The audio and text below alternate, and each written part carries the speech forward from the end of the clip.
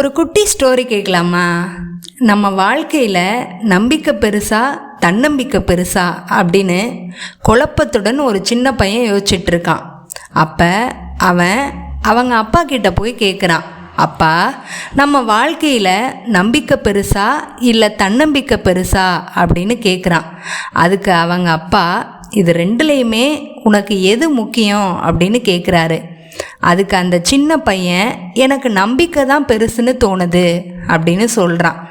அவன் சொல்கிறத கேட்ட உடனே அப்பா சிரிச்சுக்கிட்டே பதில் சொல்கிறாரு, நம்பிக்கையுடைய முழு பலமே நம்ம அந்த நம்பிக்கையை யார் மேலே வைக்கிறோங்கிறதுல தான் இருக்குது.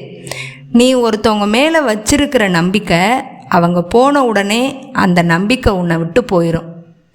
இந்த கயிறு கட்டுனது மூலமாக நான் நல்லா படிப்பேங்கிறது நம்பிக்கை.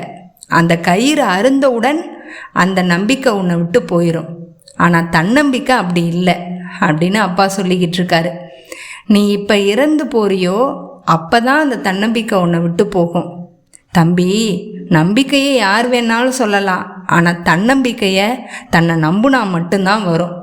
என்னை பொறுத்த வரைக்கும் நம்பிக்கை வச்சு ஏமாந்து போகிறத விட தன்னம்பிக்கையை வளர்த்துக்கிட்டு போகிறது எவ்வளவோ பெட்ரு.